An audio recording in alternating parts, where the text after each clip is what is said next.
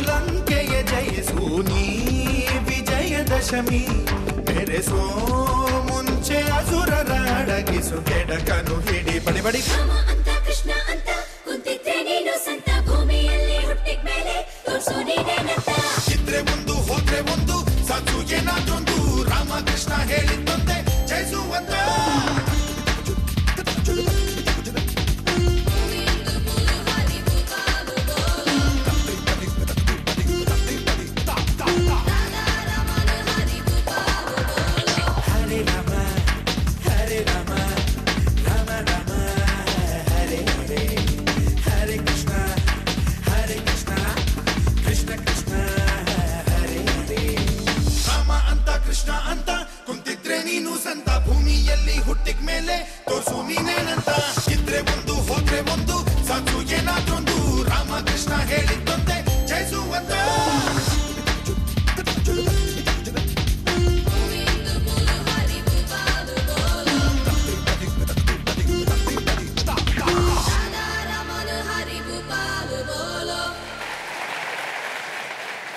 ಸಾಧಕರನ್ನ ಗುರುತಿಸುವಂತಹ ಕಾರ್ಯ ಇದೆಯಲ್ಲ, ಅದು ಕೂಡ ಬಹಳ ಶ್ರಮದಾಯಕವಾದಂಥದ್ದು. ಆ ಕಾರ್ಯದಲ್ಲಿ ನಿಜಕ್ಕೂ ಕೂಡ ಭಾಗಿಯಾಗಿ ಬಹಳ ದೊಡ್ಡದಾದಂತಹ ಸಾಥ್ ನೀಡಿದಂಥವರು ಜ್ಯೂರಿ ಮೆಂಬರ್ಸ್. ಆ ನಿರ್ಣಾಯಕರನ್ನ ನಿಜಕ್ಕೂ ಕೂಡ ನಾವು ಅಭಿನಂದಿಸಬೇಕು, ಗೌರವಿಸಬೇಕು. ನಟ ನಿರ್ದೇಶಕ ರಮೇಶ್ ಅರವಿಂದ್ ಅವರು, ನಟಿ ಜಯಮಾಲಾ ಅವರು, ಹಾಗೆಯೇ ಸಾಮಾಜಿಕ ಹೋರಾಟಗಾರರಂತಹ SR ಹಿರೇಮಠ ಅವರು, ಇವರೆಲ್ಲರೂ ಕೂಡ ಶ್ರಮಿಸಿದ ಫಲವಾಗಿ ಈ 15 ಸಾಧಕರನ್ನ, 15 ನಿಜಕ್ಕೂ ವಜ್ರಗಳನ್ನ ಹುಡುಕಿ ತೆಗಿಲಿಕ್ಕೆ ಸಾಧ್ಯವಾಯಿತು, ಅವರನ್ನ ಸನ್ಮಾನಿಸಲಿಕ್ಕೂ ಸಾಧ್ಯವಾಯಿತು. ಈಗ ಅಂತಹ ಜ್ಯೂರಿ ಮೆಂಬರ್ನ ನಾವು ಈಗ ಗೌರವಿಸುವಂತಹ ಸಮಯ. ಸಾಮಾಜಿಕ ಹೋರಾಟಗಾರರಾದಂತಹ SR ಹಿರೇಮಠ ಅವರನ್ನ ಅಭಿನಂದಿಸುವಂತಹ, ಸನ್ಮಾನಿಸುವಂತಹ ಈ ಕಾರ್ಯದಲ್ಲಿ ನಮ್ಮ ಸುಗತಾ ಸರ್ ಅವರು ವೇದಿಕೆ ಮೇಲೆ ಅವರನ್ನ ಕರೆತಂದು ಸನ್ಮಾನಿಸಬೇಕಾಗಿ ವಿನಂತಿಸಿಕೊಳ್ತೇನೆ. SR ಹಿರೇಮಠ ಅವರಿಗೆ ಈಗ ಗೌರವಿಸುವಂತಹ ಸಮಯ.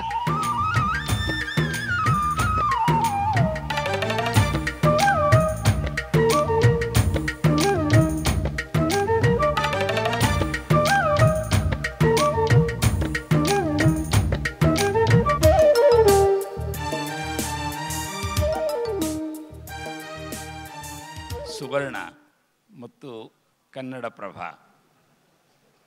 ಏನೊಂದು ಉತ್ಕೃಷ್ಟ ಟೀಮ್ ಆಗಿ ಅದರ ಅಸಾಮಾನ್ಯ ಲೀಡರ್ಶಿಪ್ಪನ್ನು ಸುಗತಾ ಅವರೇನು ವಹಿಸಿ ಈ ಅಪೂರ್ವ ಕಾರ್ಯಕ್ರಮವನ್ನು ಮಾಡಿದ್ದಾರೆ. ನಮ್ಮ ಹಳ್ಳಿ, ನಮ್ಮ ಜಿಲ್ಲೆ, ನಮ್ಮ ರಾಜ್ಯ, ನಮ್ಮ ದೇಶ ಸರಿಯಾದ ದಿಶೆಯಲ್ಲಿ ಹೋಗಿ ನಮ್ಮ ದೇಶದ ಎಲ್ಲ ಜನರಿಗೂ ಸಮಾನ ಅವಕಾಶಗಳನ್ನು ಮಾಡಿ ಎಲ್ಲರಿಗೂ ಅವರ ಬದುಕು ಹಸನು ಮಾಡಲಿಕ್ಕೆ ಅಪೂರ್ವ ಅವಕಾಶ ಕೊಡಬೇಕಾದರೆ ಅಂಥವರಿಗೆ ರೋಲ್ ಮಾಡೆಲ್ಸ್ ಯಾರನ್ನು ನಾವು ಅನುಕರಣೆ ಮಾಡಬೇಕು ಅನ್ನೋದು ಬಹಳ ಅವಶ್ಯವಾದದ್ದು ಸಮಾಜದಲ್ಲಿ. ಇಂತಹ ಒಂದು ಉತ್ಕೃಷ್ಟ ಕೆಲಸಕ್ಕಾಗಿ ಅವರೇನು ತಮ್ಮ ಸಮಯವನ್ನು, ಎನರ್ಜಿಯನ್ನು ಕೊಟ್ಟು ಇಷ್ಟೊಂದು ಆಳವಾದ ವಿಶ್ವಾಸ, ಗೌರವ, ಪ್ರೀತಿಯಿಂದ ಈ ಕಾರ್ಯಕ್ರಮ ಏನು ಮಾಡಿದ್ದಾರೆ ಇದು ಉಳಿದವರಿಗೂ ಅನುಕರಣೀಯವಾಗಲಿ ಮತ್ತು ಈ ಸಾಧಕರು ನಮ್ಮ ಮುಂಬರುವ ಪೀಳಿಗೆಗೆ ರೋಲ್ ಮಾಡೆಲ್ ಆಗಲಿ, ಮಾದರಿಗಳಾಗಲಿ. ಆ ದಿನಗಳು ಖ್ಯಾತಿಯ ನಟ ಚೇತನ್ ಅವರು ನಮ್ಮೊಂದಿಗಿದ್ದಾರೆ. ಅವರು ತಮ್ಮ ಅಭಿಪ್ರಾಯವನ್ನು ಹಂಚಿಕೊಳ್ಳಲಿಕ್ಕೆ ಬಯಸ್ತಾ ಇದ್ದಾರೆ. ಚೇತನ್ ಅವರು ವೇದಿಕೆ ಮೇಲೆ ಬಂದು ಮಾತನಾಡಬೇಕು ಅಂತ ಕೇಳ್ಕೊಳ್ತೀನಿ. ಹಿರಿಯರೇ, ವೇದಿಕೆ ಮೇಲಿರೋ ಎಲ್ಲ ಗಣ್ಯರೇ, ಸ್ನೇಹಿತರೆ, ಇವತ್ತು ಈ ಅಸಾಮಾನ್ಯ ಕನ್ನಡಿಗ ಕಾರ್ಯಕ್ರಮಕ್ಕೆ ನಂಗೆ ಬರೋಕ್ಕೆ ಒಂದು ಅವಕಾಶ ಸಿಕ್ಕಿರೋದು ನನಗೆ ಭಾಳ ಸಂತೋಷ ಆಗಿದೆ. ಸುವರ್ಣ ನ್ಯೂಸು, ಕನ್ನಡಪ್ರಭ ಒಂದು ಅದ್ಭುತವಾದ ಕಾರ್ಯಕ್ರಮ ಮಾಡಿದ್ದಾರೆ. ಸುಗತಾ ಅವರು, ಭಾಳ ಜನ ಸ್ನೇಹಿತರು. ಕನ್ನಡ ಅಂದರೆ ಕೇವಲ ಒಂದು ಭಾಷೆ ಅಂದ್ಕೊತೀವಿ ಅಥವಾ ಮಾತಾಡೋಕ್ಕೆ ಒಂದು ಮಾಧ್ಯಮ ಅಂತೀವಿ. ಆದರೆ ಅದಕ್ಕಿಂತ ಹೆಚ್ಚಾಗಿರೋದು ಮಾತಾಡೋರ ಸಾಂಸ್ಕೃತಿಕ ಜಗತ್ತು ಅಂತ ಹೇಳ್ಬೋದು. ಇಂಥ ಗಣ್ಯರು 15 ಜನ ಕನ್ನಡಕ್ಕೆ ಅದ್ಭುತವಾದ ಸೇವೆ ಮಾಡಿದ್ದಾರೆ. ಎಷ್ಟೋ ಪ್ರಶಸ್ತಿಗಳು ನಾವು ನೋಡ್ತೀವಿ. ಪ್ರಶಸ್ತಿ ಕಾರ್ಯಕ್ರಮದಲ್ಲಿ ಯಾರ್ಯಾರಿಗೆ ಪ್ರಶಸ್ತಿ ಮುಂಚೆ ಸಿಕ್ಕಿರುತ್ತೋ ಅವ್ರಿಗೆ ಕೊಡ್ತಾ ಇರ್ತಾರೆ, ಗೊತ್ತಿರೋರಿಗೆ ಸಿಗ್ತಾ ಇರುತ್ತೆ, ಅವ್ರ ಸ್ನೇಹಿತರಿಗೆ ಸಿಗ್ತಾ ಇರುತ್ತೆ. ಆದರೆ ಈ ಕಾರ್ಯಕ್ರಮದಲ್ಲಿ ಸಾವಿರಾರು ಜನ ಸಿಗಬೇಕಾಗಿರೋರ ಮಧ್ಯೆ 15 ಜನ ಹುಡುಕಿ, ಅದು ಬೇರೆ ಬೇರೆ ಕ್ಷೇತ್ರಗಳಿಂದ ಬಂದು ಎಲ್ಲರನ್ನು ಹುಡುಕಿ ಅವ್ರು ಮಾಡಿದ್ದಾರೆ. ನನಗೇನು ತೋರಿಸುತ್ತೆ ಅಂದರೆ ಮನೆಯಲ್ಲೂ ಇಂಥ ಒಂದು ಹೀರೋಸು, ಇಂಥ ನಾಯಕರು, ನಾಯಕಿಯರಿದ್ದಾರೆ. ಅದನ್ನು ಆಚೆ ತರೋ ಒಂದು ಮಾಧ್ಯಮ ಬೇಕು. ಸುವರ್ಣ ನ್ಯೂಸ್ ಅಂತ ಒಂದು ಮಾಧ್ಯಮ ಆಗಿದ್ದಾರೆ. ಹಾಗೆಯೇ ನಟಿ ಪೂಜಾ ಗಾಂಧಿ ಅವರು ಕೂಡ ವೇದಿಕೆ ಮೇಲೆ ಬಂದು 2 ಮಾತುಗಳನ್ನು ಆಡಬೇಕು ಅಂತ ಕೇಳ್ಕೊಳ್ತೀನಿ. ಎಲ್ಲರ ಒಳಗಡೆ ಒಂದು ಏನಾದರೂ ಟ್ಯಾಲೆಂಟ್ ಇದ್ದೇ ಇರುತ್ತೆ. ಸೊ ಇಲ್ಲಿ ಇವತ್ತು ಸುಮಾರು ಜನಕ್ಕೆ ಬಹುಮಾನ ಪ್ರೈಸ್ ಕೊಟ್ಟಿದ್ದಾರೆ, ಅವ್ರಿಗೆ ಗುರ್ತು ಇಡಿಸಿದ್ದಾರೆ. ಅವರು ಎಲ್ಲರೂ ಅವರವ್ರ ಕ್ಷೇತ್ರದಲ್ಲಿ ತುಂಬ ಒಳ್ಳೆ ಕೆಲಸ ಮಾಡಿದ್ದಾರೆ. ಸೊ ಮೊದಲನೇದಾಗಿ ಸುವರ್ಣ ನ್ಯೂಸ್ ಮತ್ತು ಕನ್ನಡಪ್ರಭಕ್ಕೆ ನಾನು ಥ್ಯಾಂಕ್ಸ್ ಹೇಳೋಕ್ಕೆ ಇಷ್ಟಪಡ್ತೀನಿ. ಆಮೇಲೆ ನಾನು ಜಾಸ್ತಿ ಏನೂ ಮಾತಾಡಲ್ಲ, ನಿಮಗೋಸ್ಕರ ಒಂದು ಹಾಡು ಹಾಡ್ಬಿಡ್ತೀನಿ. ಹಾಡಲ್ಲ? ಯಾ ಕುಣಿದು ಕುಣಿದು ಬಾರೆ, ನಲಿದು ನಲಿದು ಬಾರೆ, ಕುಣಿವ ನಿನ್ನ ಮೇಲೆ ಮಳೆಯ ಹನಿಯ ಮಾಲೆ, ಜೀವಕ್ಕೆ ಜೀವ ತಂದುವನೆ, ಜೀವಕ್ಕಿಂತ ಸನಿಹ ಬಾರೆ, ಒಲುವೆ ವಿಸ್ಮಯ, ಒಲುವೆ ವಿಸ್ಮಯ, ನಿನ್ನ ಪ್ರೇಮ ರೂಪ ಕಣ್ಣು ನಾನು ತನ್ಮಯ. ಓಕೆ, ನನಗೆ ಬರೀ ಹಾಡಲ್ಲ, ಒಂದು ವಚನನೂ ಬರುತ್ತೆ, ಅದನ್ನು ಹೇಳ್ಬಿಡ್ತೀನಿ. ಇವನಾರ್ವ ನೆಂದೆನಿಸದಿರಯ್ಯ, ಇವ ನಮ್ಮವ ನೆಂದೆನಿಸಯ್ಯ, ಕೂಡಲ ಸಂಗಮ ದೇವ ನಿಮ್ಮ ಮನೆಯ ಮಗಳೇಂದೆನಿಸಯ್ಯ. ಜೈ ಭಾರತ್, ಜೈ ಕರ್ನಾಟಕ ಮಾತೆ. ನನಗೆ ಕನ್ನಡ ಮೇಲೆ, ಕರ್ನಾಟಕ ಜನದ ಮೇಲೆ ತುಂಬ ಪ್ರೀತಿ ಇದೆ. ನಿಮ್ಮ ಆಶೀರ್ವಾದ, ನಿಮ್ಮ ಸಪೋರ್ಟ್ ಯಾವತ್ತೂ ಹಾಗೆ ಇರಲಿ ಅಂತ ಹೇಳೋಕೆ ಇಷ್ಟಪಡ್ತೀನಿ. Thank you so much. Thank you. ಧನ್ಯವಾದಗಳು ಪೂಜಾ ಗಾನಿ ಅವರೇ. ನಿಜಕ್ಕೂ ಕೂಡ ಅಸಾಮಾನ್ಯ ಕನ್ನಡಿಗ ಕಾರ್ಯಕ್ರಮದಲ್ಲಿ ನೀವು ಕೂಡ ಅಸಾಮಾನ್ಯರಾಗಿ ಕನ್ನಡವನ್ನು ಕಲಿತು ಈ ಪ್ರಯತ್ನವನ್ನು ಮಾಡಿರೋದಕ್ಕೆ ನಿಜಕ್ಕೂ ಅಭಿನಂದನಾರ್ಹ. ಹಾಗೆಯೇ ಖ್ಯಾತ ಗಾಯಕಿ ಸಂಗೀತಾ ಕಟ್ಟಿಯವರನ್ನು ಆಹ್ವಾನಿಸ್ತಾ ಇದ್ದೀನಿ ವೇದಿಕೆ ಮೇಲೆ. ಹಾಡಿನ ಮೂಲಕ ಆದರೂ ತಮ್ಮ ಅಭಿಪ್ರಾಯವನ್ನು ನಿಜಕ್ಕೂ ಕೂಡ ವ್ಯಕ್ತಪಡಿಸಬೇಕು ಅಂತ ವಿನಂತಿ. ಚಪ್ಪಾಳಿಯ ಮೂಲಕ ಸಂಗೀತಾ ಕಟ್ಟಿಯವರನ್ನ ವೇದಿಕೆ ಮೇಲೆ ಬರಮಾಡಿಕೊಳ್ಳೋಣ. ಈ ಧೀಮಂತ ಸಭೆಗೆ ನನ್ನ ವಂದನೆಗಳು. ಕನ್ನಡಿಗರೆಲ್ಲರೂ ಅಸಾಮಾನ್ಯರೇ, ಎಲ್ಲ ಕನ್ನಡಿಗರು ಅಸಾಮಾನ್ಯರೇ. ಹಾಗಂತ ಕನ್ನಡದ ಮಗಳಾಗಿ ಭಾಳ ಹೆಮ್ಮೆಯಿಂದ ಇವತ್ತು ನಿಮ್ಮ ಮುಂದೆ ನಿಂತ್ಕೊಂಡು ಈ ಮಾತನ್ನು ಹೇಳೋಕ್ಕೆ ಇಷ್ಟಪಡ್ತಾ ಇದ್ದೀನಿ. ಇವತ್ತಿನ ಸಾಧಕರಿಗೆಲ್ಲರಿಗೂ ನಾವೇನು ಅವರನ್ನು ನೋಡಿ ಅವರ ಸಾಧನೆಯನ್ನು ಕಲಿತು ನಿಮ್ಮ ಮಹನೀಯರಾದಂಥ ತಮ್ಮ ಸಾಧನೆ ಎಲ್ಲ ನಮಗೆ ನಮ್ಮ ಜೀವನಕ್ಕೆ ದಾರಿದೀಪವಾಗಲಿ, ದಿಕ್ಸೂಚಿಯಂತೆ ತಾವು ಕೆಲಸ ತಮ್ಮ ಒಂದು ಹುಮ್ಮಸ್ಸು, ಒಂದು ಶ್ರದ್ಧೆ, ಶ್ರಮ, ಯಶಸ್ಸು, ಈ ಹಾದಿ ಏನಿದೆಯಲ್ಲ ಅದು ನಮಗೆ ದಿಕ್ಸೂಚಿಯಾಗಿ ನಮಗೆ ಈ ಮುಂದಿನ ಜನ್ರೇಷನ್ಗೆ ಕೆಲಸ ಮಾಡಲಿ ಅಂತ ಹೇಳ್ತಾ, ನಿಮ್ಮ ಸಾಧನೆಯೇ ನಮಗೆ ದಾರಿದೀಪ ಅಂತ ಹೇಳ್ತಾ, ಈ ಸಂದರ್ಭದಲ್ಲಿ 2 ಸಾಲುಗಳು ಜ್ಞಾಪಕ ಬರುತ್ತೆ. ಫಲಾಪೇಕ್ಷೆ ಇಲ್ಲದೆ ಕೆಲಸ ಮಾಡುವಂಥ ಭಗವದ್ಗೀತೆಯಲ್ಲಿದೆ.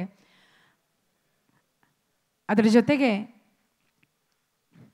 ಕಾಯಕವೇ ಕೈಲಾಸ ಅಂದಾನ ಮಾಪುರುಷ ಹೇಯವಲ್ಲ ತಿಳಿಯೋ ಯಾವ ಕೆಲಸ.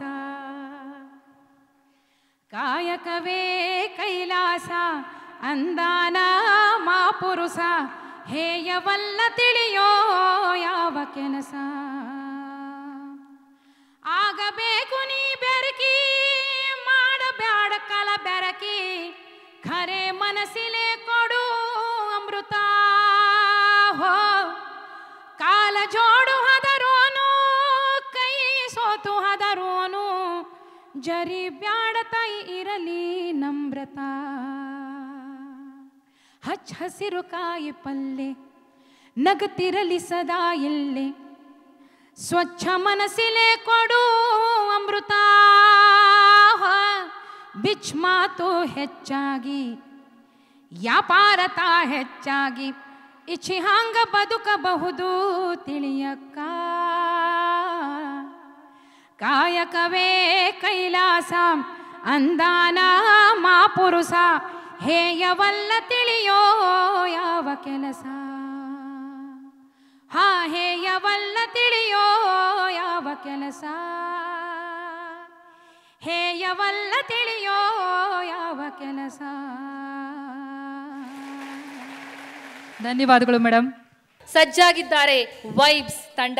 ವೈಬ್ಸ್ ತಂಡದಿಂದ ಬ್ಯೂಟಿಫುಲ್ ಡಾನ್ಸ್ ಪರ್ಫಾರ್ಮೆನ್ಸ್.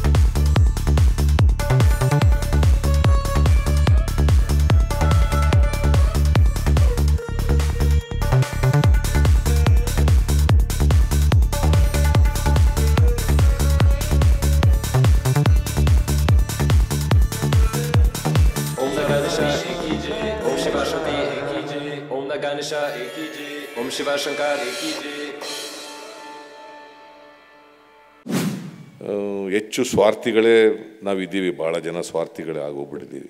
ಇನ್ನು ನಿಸ್ವಾರ್ಥತೆಯಿಂದ ಬದುಕ್ತಕ್ಕಂಥದ್ದು ಇದೆಯಲ್ಲ, ನಿಸ್ವಾರ್ಥ ಜೀವನ ನಡೆಸೋದಿದೆಯಲ್ಲ, ಅದು ಸಮಾಜಕ್ಕೆ ಒಂದು ದೊಡ್ಡ ಕೊಡುಗೆ ಆಗ್ತದೆ.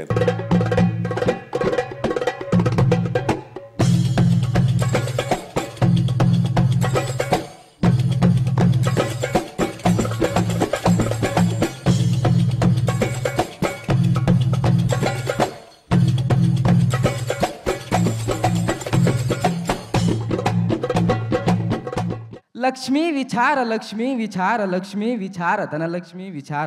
ಒಳ್ಳೇದಾಗಬೇಕು ಒಳ್ಳೇದಾಗಬೇಕು ಒಳ್ಳೇದಾಗಬೇಕು, ಈ ಮನೆಗೆ ಒಳ್ಳೇದಾಗಬೇಕು. ಗೌಡ ನಿನ್ನ ಮನಸ್ಸಲ್ಲೊಂದು ಲಕ್ಷ್ಮೀ ವಿಚಾರ ಕಟಕಟ ಅಂತ ಒಂಟಕ್ಕಿ ನುಡಿತಾಯ್ತೆ, ನಿಜ ಅಂದ್ರೆ ನಿಜ.